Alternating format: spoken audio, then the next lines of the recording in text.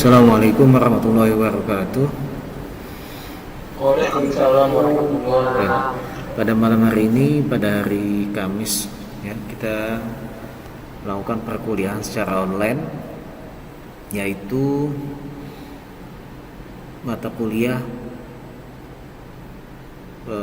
komputer, mobile computing ya, mobile computing. Ya, di sini ada, sebelum ke PowerPoint, ya kita harus tahu RPS-nya dulu, rencana pembelajaran semester ya. Rencana pembelajaran semester ini isinya adalah kajian materi yang akan kita bahas ya. Pada pertemuan pertama ini adalah pengantar mobile computing, yaitu pertama menjelaskan deskripsi mobile computing, yang kedua teknologi penunjang mobile computing itu apa aja ya. Ini adalah 4 SKS. Kemudian mahasiswa diharapkan mengetahui perangkat pembentuk mobile computing, mengetahui perkembangan mobile computing seperti apa ya. Kemudian nanti pada silabusnya, pada mata kuliah mobile computing ini yang terdiri dari 4 SKS pada semester 4 ini, materi pembelajarannya adalah pertama ada pengantar mobile computing, perkembangan mobile computing, karakteristik mobile computing, keterbatasan mobile computing, ubiquitous computing, faktor-faktor pendorong pengembangan mobile computing ya. Kemudian ada perangkat mobile, komunikasi perangkat mobile, mobile networking, mobile IP, sistem operasi pada perangkat mobile computing, dan security. Ini pada silabusnya ya, materi pembelajarannya.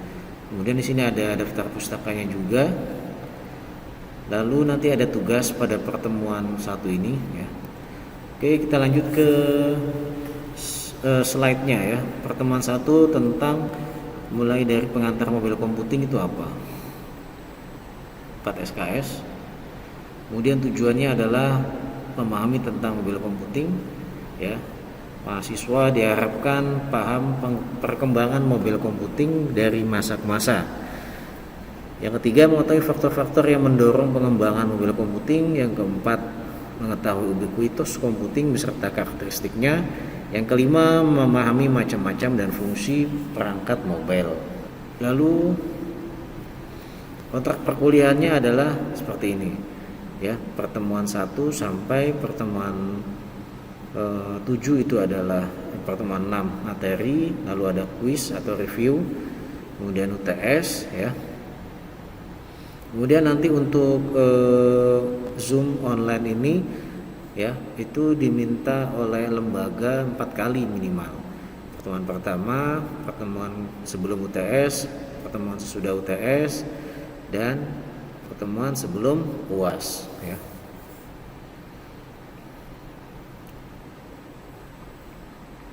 Rencana pembelajarannya ini pertemuan 1 sampai 14 disampaikan dengan metode ceramah, metode diskusi, dan latihan soal ya. Ini ada bobot nilainya, tugas 1, tugas 2, sehingga nilai total tugas adalah 100. Oke, pengertian mobile computing. Mobile computing ini terdiri dari 2 kata dasar, yaitu mobile yang artinya sesuatu, barang ya, khususnya elektronik ya, yang mudah dibawa kemana-mana. Contohnya apa? Modem broadband ya, mobile, handphone ya, GPS ya. Sedangkan computing itu artinya komputasi atau sesuatu yang bisa berjalan dengan fungsi seperti komputer ya, jadi komputer kecil ya, handphone itu.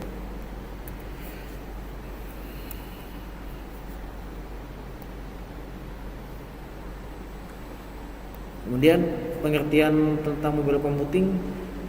Mobile computing ini merupakan paradigma baru dari teknologi yang mampu melakukan komunikasi walaupun user melakukan perpindahan.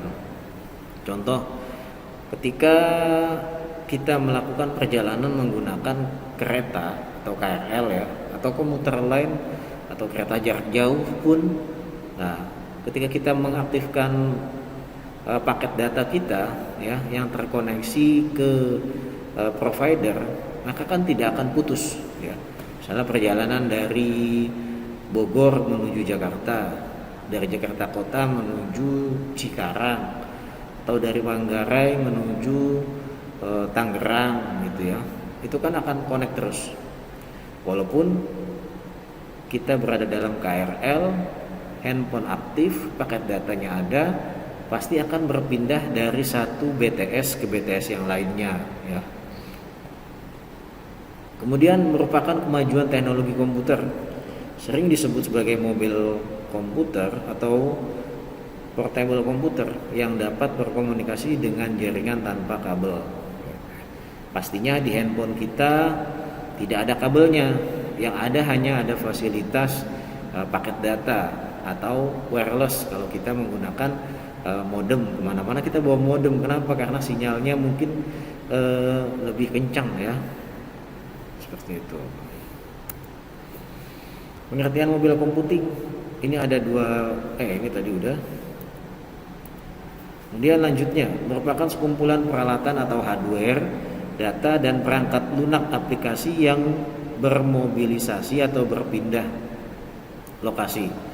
Merupakan kelas tertentu dari sistem terdistribusi di mana beberapa node dapat melepaskan diri dari operasi terdistribusi, bergerak bebas dan melakukan koneksi kembali pada jaringan yang berbeda. Ya, contohnya itu tadi, handphone kita berjalan dari rumah menuju kampus, dari kampus menuju kantor misalnya, dari satu pulau ke pulau yang lain, dari Jawa Timur ke Jawa Barat, kita pakai handphone misalnya ya. Sama dengan wireless computing ya. Kalau wireless computing itu ya terkoneksinya ke wireless saja, dari satu wireless untuk pindah ke tempat yang lainnya, misalnya dari Jakarta kita ke Bekasi naik KRL pakai wireless, kecuali di KRL-nya ada wireless ya. Ya itu tidak perlu berpindah-pindah ya. Tapi yang di sini namanya mobile computing adalah berpindah ya, dari satu lokasi ke lokasi yang lainnya. Atau contohnya adalah email, Google Drive ya. Kita tidak tahu bahwa data kita itu tersimpan di harddisknya Google yang mana, yang IP publiknya itu yang mana, kita nggak tahu. Yang penting data kita ada di drive tersebut gitu. Misalnya satu saat harddisk Google Drive itu penuh, harus diganti. Kebetulan di situ ada data kita, berarti kan harus diklon dulu ya oleh Google, kemudian baru diaplikasikan lagi. Dan pastinya itu tidak ada jeda waktu buat putus ya, karena Google sudah mempersiapkan segala sesuatunya gitu. Jadi bisa disimpulkan mobil computing ini, atau yang jika diterjemahkan ke dalam bahasa Indonesia adalah komputasi bergerak ya, merupakan seperangkat benda atau alat yang memiliki teknologi seperti komputer yang dapat dipindahkan dengan mudah secara fisik dan mampu melakukan kemampuan komputasi yang tetap bisa digunakan meskipun sang pengguna alat tersebut berpindah-pindah tempat. Contohnya di handphone kita mengakses aplikasi Google Drive, email ya, WhatsApp ya, medsos ya, ataupun e-commerce yang lain. Kan kita berpindah-pindah tuh kemana dan tidak berdiam di satu tempat, karena aktivitasnya berjalan terus nah, seperti itu. Dari pengertian mobil computing tersebut dapat ditarik kesimpulan bahwa dengan adanya mobil computing dapat mempermudah aktivitas maupun pekerjaan manusia ya. Lagi-lagi saya terangkan bahwa teknologi itu tujuannya adalah mempermudah aktivitas ataupun pekerjaan manusia ya. Jadi kita harus mulai terbiasa dengan teknologi. Kita semua sebagai insan akademik harus paham tentang itu ya. Misalnya kalian kuliah di BSI ya, itu kan harusnya sudah terbiasa dengan teknologi mobile ya, atau wireless di mana-mana koneksinya pindah ke sini, pindah ke sini, pindah ke sini gitu. Nah, kemudian nanti kalian juga akan melakukan riset dan akan melakukan skripsi, membuat skripsi ya. Jadi harus paham teknologi saat ini mobile computing 2 tahun ke depan itu apa ya. Nah, kemudian kalian nanti ketika akan skripsi, apa yang akan kalian buat ya dengan teknologi seperti ini. Manusia yang kesehariannya cenderung selalu bergerak, berpindah, melakukan aktivitas dari satu keadaan ke keadaan yang lain. Misalnya dari Jakarta hujan sampai Bekasi panas ya. Atau sebaliknya, dari Bekasi, dari rumah hujan atau panas sampai Jakarta hujan atau kering gitu kan. Nah, itu kan handphone kita terus berjalan, dan dalam kondisi tersebut BTS atau penyangga telkom provider broadband itu kan harus tetap terkoneksi dan hidup gitu ya, agar dapat diakses oleh kliennya. Kebutuhan manusia akan penggunaan komputer ini semakin tinggi, menjadikan mobile computing sebagai suatu perangkat yang sangat dibutuhkan. Contohnya apa? Kemarin 2 tahun pandemi yang sampai saat ini masih ada pandemi juga, itu sekolah, bekerja semua online ya. Pasti membutuhkan teknologi atau perangkat yang untuk menunjang perkuliahan atau sekolah online. Contohnya dibutuhkan handphone, dibutuhkan laptop atau komputer, kamera ya, mic, atau dosennya pengen bikin video, berarti butuh yang namanya perangkat YouTuber atau podcast gitu ya. Semuanya berubah ya, yang tadinya offline menjadi online ya, seperti itu. Dan kita nggak boleh diam, harus mengikuti. Kuliah online oke, kuliah offline oke gitu. Jangan dengan adanya kuliah online kita menjadi lesu gitu ya, nggak semangat. Nah, itu salah ya. Tadi saya tanya ke beberapa siswa yang masuk jam 14.20, saya tanya, ini kebanyakan mahasiswa, total mahasiswanya ada 28, kelas yang sebelumnya yang 14.10, ini banyak yang memilih online, memilih offline. Saya tanya, kenapa pilih offline? Ya Pak, kalau saya di rumah, saya di kamar, malas buat nggak ada gairah, semangat untuk belajar Pak gitu. Kemudian kalau dosennya enggak Zoom atau enggak online, kita mau baca slide aja malas-malesan Pak gitu. Enggak ada yang menjelaskan apa ini maksud dari tulisan itu yang ada di slide itu apa gitu. Ya. Maka mereka pada milih PTM. Oke, baik, bisa diterima lah PTM-nya. Tapi tadi juga ada yang mahasiswa pilih offline tapi datang. Ya enggak apa-apa juga ya. Karena di sini bangkunya itu disediakan satu kelas itu 20 ya. Maksimal 20. Nah, itu dengan adanya pandemi seperti ini kita berubah menjadi online semua ya. Dan sekarang mudah-mudahan menjadi endemi, bisa melakukan perkuliahan secara tatap muka seperti itu. Oke, kemudian selanjutnya, demi terciptanya teknologi komputasi yang memiliki sifat mobilitas dan portabilitas, dibutuhkan beberapa teknologi penunjang. Salah satu teknologi penunjang yang sangat penting adalah adanya jalur komunikasi antar perangkat yang dapat dibagikan kepada semua pengguna. Contohnya apa? Modem. Kalau buat provider, ya contohnya apa? BTS ya.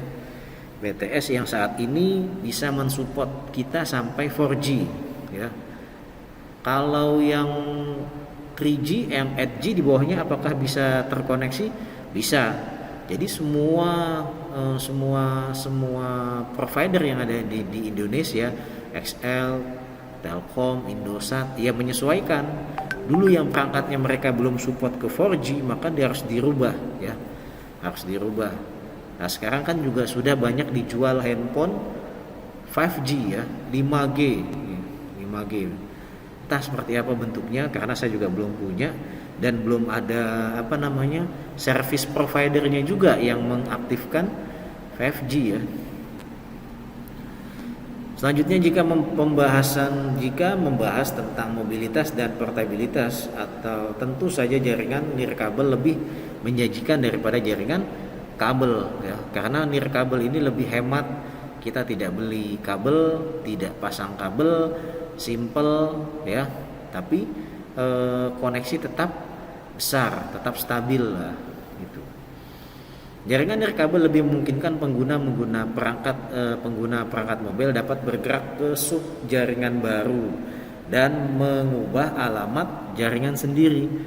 Paham nggak di sini? Nah ini kan masuknya ke jaringan nih, ke IP address ya. BTS itu memberikan IP address kepada setiap handphone yang terkoneksi, dan IP addressnya itu adalah IP private, IP lokalnya siapa? Ya lokalnya ISP. Jadi bukan IP publik ya. Misalnya ketika saya koneksi dari Bekasi, saya diberikan IP. Nah, ini yang di atas nih. Nah, ini yang di atas, ini saya sudah cek alamat IP saya. Tadi sore itu ini 10.137.19.250 ya. Coba kalian cek di menu setting di handphone kalian, kemudian cek di sinyal ya, sinyal sistem. Nah, nanti di situ dilihat IP-nya berapa.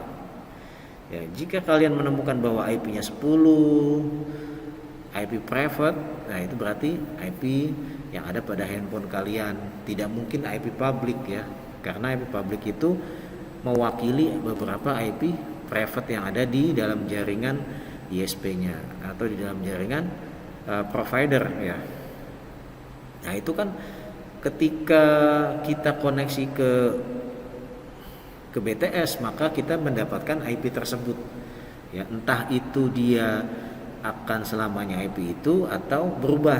Biasanya berubahnya bisa 3 hari, 1 hari ataupun 1 bulan ya. Kemudian kemampuan perangkat mobil yang dapat berpindah dari satu subjaringan ke subjaringan yang lain, ini juga menuntut sistem perangkat lunak untuk dapat menyesuaikan dengan perubahan sistem kerja perangkat keras dalam infrastruktur mobile computing. Contohnya apa? Di handphone kita itu banyak aplikasi mobile, benar nggak? Ada Play Store, ada Play Store-nya kan handphone kalian? Kalau nggak ada Play Store-nya berarti iOS lah, ya. Itu kan aplikasi Play Store, di dalamnya lagi ada aplikasi e-commerce, ada medsos, ada YouTube, ada misalnya Instagram, ada Twitter, Facebook. Ya itu semua kan aplikasi itu harus menyesuaikan dengan infrastruktur, artinya harus bisa menerima ketika handphone itu connect menggunakan paket data, juga connect ke perangkat wireless. Jika aplikasinya tidak sesuai, nah berarti aplikasi ini tidak mengikuti mobile computing ya.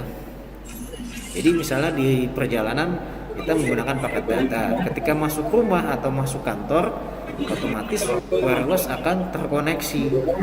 Ketika kita lupa untuk melakukan switch atau on off, nah ini handphone aplikasi ini kan harus bisa menyesuaikan. Oke, ya. Perangkat lunak kemudian diwajibkan untuk memberikan pelayanan transisi yang baik saat pengguna melakukan perpindahan subjaringan. Nah ini juga ketika kalian nanti melakukan develop terhadap perangkat lunak ya, yang ditaruh di Play Store atau berbasis Android, maka harus bisa melakukan switch off ya, dari pakai data ke wireless misalnya seperti itu. Jadi jangan goyang, misalnya kan nggak mungkin kita lagi nyetel YouTube, lagi di jalan masuk ke rumah ganti pakai wireless lalu YouTube-nya berhenti. Harusnya kan ketika dia koneksi atau perpindahan jaringan smooth ya, lancar gitu, set. Itu yang bagus seperti itu. Penyesuaian perangkat lunak terhadap teknologi mobile computing ini sangat membutuhkan usaha yang besar, karena penyesuaian pada bagian ini merupakan hal mendasar yang dibutuhkan untuk mengembangkan infrastruktur lebih lanjut. Nah, ini contohnya apa? Ketika kita melakukan instalasi Windows, ya, Windows pada laptop. Nah, walaupun Windowsnya bajakan, usahakan kalian mengupdate Windowsnya. Oke. Mengupdate Windowsnya, mengupdate antivirusnya untuk menghindari hal-hal yang tidak diinginkan. Misalnya ada virus lah, atau virusnya bisa merusak Windows, ya. Nah, itu harus diupdate minimal sebulan atau ya 3 bulan sekali lah diupdate. Karena takutnya kalau nggak diupdate, ada flash disk atau download email, tiba-tiba itu virus, ya rusaklah data-data kita, ya. Jadi apa yang kita miliki harus dijaga, minimal kalau dalam kita kuliah dijaga tuh laptopnya biar bisa melakukan perkuliahan, ya. Oke. Teknologi mobile computing yang mampu menyediakan infrastruktur jaringan yang tetap saling terhubung meskipun perangkatnya berpindah antara satu titik ke titik lainnya. Ini meningkatkan kebutuhan akan kontrol jaringan yang lebih kompleks, ya. Maksudnya gimana, Pak? Nih, saya contohkan. Saya di sini pakai apa? XL, ya. Handphone saya XL. Sini saya punya web namanya ini. Kalian di rumah nanti bisa buka ini bgp.he.net, ya. Ini webnya bagus. Ini jadi semua yang terkoneksi internet di dunia itu terdetek di dia. Artinya terdaftar, ya. Ini adalah ISP yang ada di Kaliabang, ya. Internet Service Provider yang digunakan oleh BSI adalah PT Remal Abadi. Ya, PT Remal Abadi ini memiliki AS numbernya berapa ini? 38511. Kemudian IP public yang digunakan, yang kita sewa ini adalah ini, ya. Nah, kalau saya klik AS number ini, coba boleh dimunculin Pak slide-nya Pak. Hah? Untuk yang Bapak terangin boleh dimunculin Pak, biar nah itu ya. Tadi PDF, ya. Tadi PDF. Oke. Sebentar. New share. Saya new share screen aja dah. Kelihatan? Tadi mana ya? Nah, ini dia. Nah, ini. Saya ulang, ya. Ini webnya namanya bgp.he.net. Udah kelihatan, ya? Iya, Pak. Ya. Oke. Ini terdetekkan di sini benderanya Indonesia. Ini AS numbernya. Ini ISP yang digunakan oleh BSI, ya, pada kampus Kaliabang. Ini IP yang kita sewa. Kemudian kita klik nih. Ini adalah AS number. AS number itu autonomous system, ya, yang berhubungan di dunia internet, infrastruktur internet, berkoneksinya di atasnya IP public itu adalah AS number ini, ya. Jadi semisal ISP ini mau komunikasi dengan YouTube, dengan semuanya, itu harus berhubungan dengan ini dulu, AS number ini, gitu, ya. Nah, ini jalurnya ISP ini kemana aja. Nah, ini dari ISP PT Remal Abadi. Ini ke atasnya ada PT Multidata Rencana Prima. Nah, dari sini baru ke luar negeri, ya. Nah, ini di luar semua, Return Limited, kemudian ada Singapura, kemudian ada Kogan, sini ada Hurricane, lalu ada Level 3 Parent LLC, ya. Nah, ini contohnya ISP yang digunakan di BSI. Ini grab untuk versi 6-nya juga sama. Lalu ini prefix adalah IP address atau IP network yang dipunyai oleh PT Remal Abadi. Ini kan kompleks. Jadi pelanggannya dia semuanya nempel di sini, ya. Ini adalah IP public yang dia punya lalu disewakan ke klien-kliennya dia. Nah, ini prefix versi 6, kemudian peer yang berhubungan dengan PT Remal Abadi, peer versi 6-nya. Lalu ini keterangannya ada, siapa, alamatnya di mana pusatnya, ya, terdaftarnya kapan, ya. Semuanya ada di sini. Lalu ada IRR. IRR ini keanggotaannya pada APNIC ya. Kemudian ada IX. IX-nya di sini koneksinya ke CDIX, ada IX, ada Open IXP ya, ke Jakarta semua nih. Nah, dari situ itu pada ISP yang digunakan di kampus ini. Coba kita lihat, saya pakai XL ya. Kalau XL, bagaimana XL? XL itu koneksinya sama ya. Contohnya saya klik ini aja. Tadi saya klik ini. XL Axiata. Ya, kurang lengkap. Saya pilih yang ini, TBK ini. Nah, ini dia. XL itu kalau mau komunikasi kemana aja, ya lewat ini. Ini ada banyak.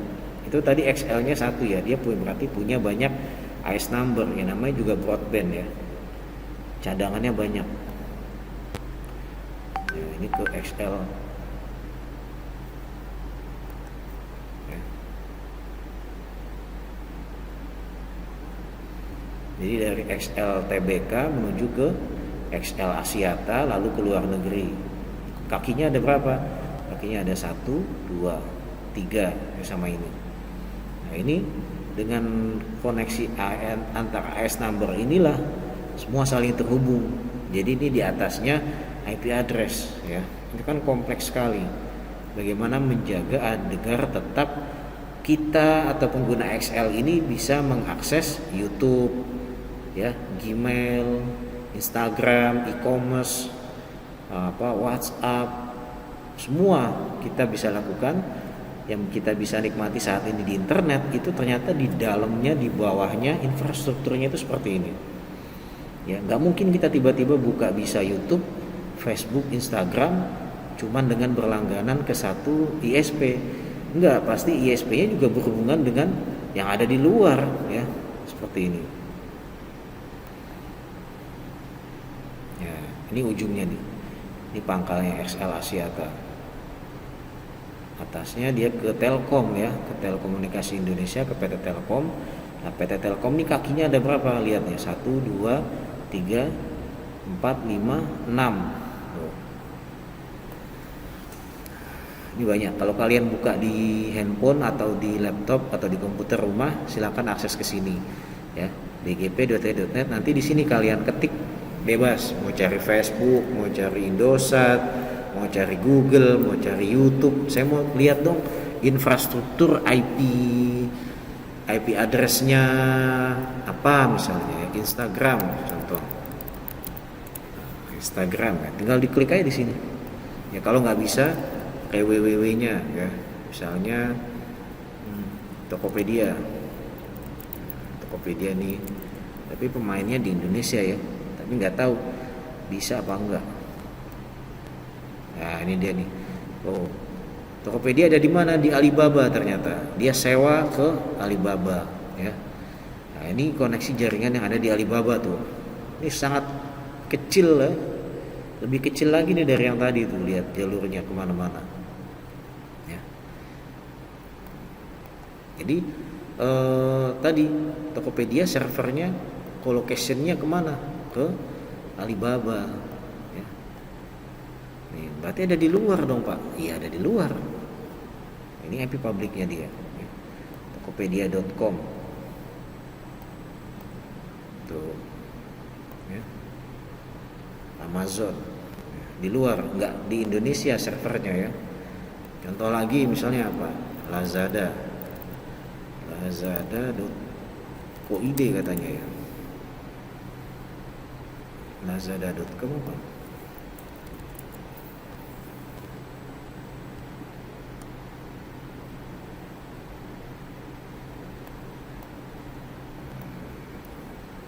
Ya, misalnya Bukalapak dah.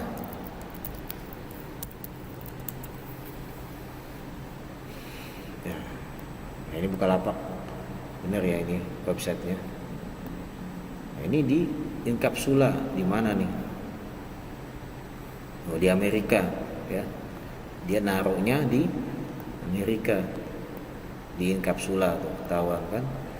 Bukalapak.com. Ya, seperti ini. Jadi detail, ketahuan adanya di mana. Oh, ternyata ada di luar. Facebook juga di luar ya. Nah, ini cara mengetahui jaringan suatu web atau aplikasi yang stabil atau enggak, infrastrukturnya seperti apa, koneksinya kemana aja ya, seperti itu. Oke, lanjutnya hal tersebut menjadi salah satu masalah pokok dalam teknologi mobile computing saat ini dan di masa yang akan datang. Jadi di web ini yang tadi, bagaimana ini menjaga kestabilannya. Contoh lagi ini aja dah, BSI ACID kampus kita ya. Ini nempelnya di mana Pak BSI? Ini dia nih, BSI ACID.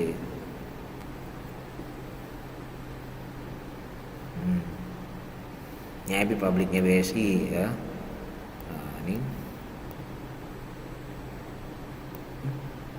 Ini adanya di Telkom, nyewa ya.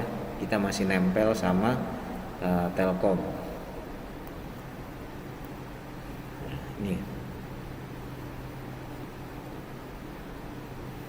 Oke.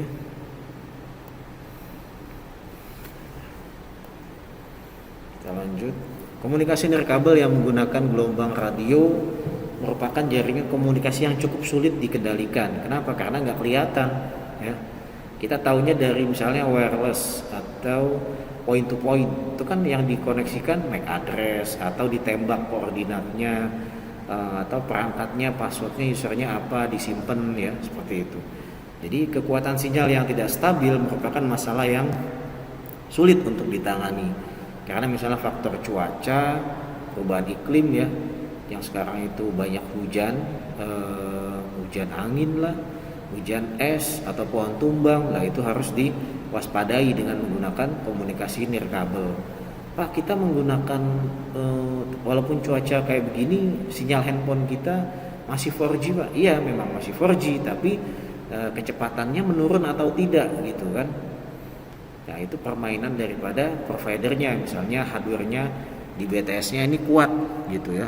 Tapi kekuatan itu diseimbangkan biar sama stabil semuanya, seperti apa ya. Seperti di pegunungan ya. Jadi BTS itu ada yang tercover dengan listrik atau dengan baterai ya. Kalau di perkotaan ya masih bisa nyolok ke listrik ya, backup gitu baterainya. Tapi kalau di pegunungan listriknya dari mana? Ya dari baterai. Ada yang mengontrol ya, setiap berapa hari sekali dia ke situ bawa baterai, dicolok plug. Atau kalau kita sering lihat ada BTS-nya tinggi, baterainya di mana? Di atas, sudah tinggal tiang doang ya, naik ke atas. Terus kemarin berapa minggu yang lalu kejadian di mana? Di Papua, 8 karyawan ditembak oleh KKB ya. Itu kan lagi ngapain? Lagi masang infrastruktur wireless nirkabel di atas. Ketika lagi masang, tiba-tiba langsung ditembak oleh KKB. Akhirnya mati 8, yang satu lagi kabur ya. Itu perjuangan membuat infrastruktur sedemikian rupa ya. Terkadang sinyal akan tenggelam dan menghilang ya, seiring dengan adanya gangguan yang mengganggu kinerja jaringan ya. Gangguan tersebut dinamakan noise ya. Selanjutnya, selain teknologi jaringan yang untuk komunikasi perangkat dalam infrastruktur mobile computing harus memperhatikan kemampuan perangkat lunak yang harus mampu menangani masalah-masalah dalam infrastruktur mobile computing ya. Jadi perangkat lunak itu harus bisa mandiri. Perangkat lunak ini contohnya apa? Ya, selain yang ada di handphone kita, ada di komputer, antivirus juga itu kan perangkat lunak. Ya, aplikasi e-commerce, aplikasi medsos itu juga perangkat lunak. Ya, artinya dia ketika ditempel di aplikasi di mobile, di handphone atau di laptop, dia harus bisa menyesuaikan. Si pembuat aplikasi ini harus menyesuaikan. Misalnya ketika ada upgrade iOS, ada upgrade Play Store, ada upgrade ada upgrade dari Android dari versi 8 ke versi atasnya ke 9. Nah, ini aplikasi perangkat lunaknya itu bisa menyesuaikan atau tidak gitu ya. Perangkat lunak yang digunakan dalam nirkabel harus bisa beradaptasi dengan kondisi saluran yang tidak stabil. Misalnya perubahan koneksi yang tadinya koneksinya menggunakan 4G, tiba-tiba sinyal turun jadi 3G. Nah, itu aplikasi ini masih bisa diakses, masih bisa launching, masih bisa dibuka atau enggak. Atau tiba-tiba drop ke 8G, ke 2G ya. 2G kan dari mulai 8G, 2G, 3G, 4G ya, itu turun. Nah, aplikasi ini masih bisa ngebuka atau tidak. Sekaligus membantu menutupi kelemahan jaringan tersebut untuk membuat pengguna lebih nyaman dalam menggunakan teknologi ini. Artinya menyesuaikan. Bagaimana ketika aplikasi ini menyesuaikan dengan koneksi jaringan. Kalau lagi cepat ya lancar sorot, kemudian ketika jaringan koneksinya itu turun kualitasnya, nah dia bagaimana ya, aplikasi si perangkat lunak ini harus bisa mengikuti seperti itu. Kemudian perangkat lunak dapat memanfaatkan segala sumber daya yang ada, dituntut untuk mengambil keputusan apakah perangkat mobile ini tetap mengirimkan paket informasi atau berupaya menunda pengiriman sampai kondisi jaringan dalam kondisi yang lebih baik saat terjadi gangguan. Contohnya apa? Saya teringat menggunakan aplikasi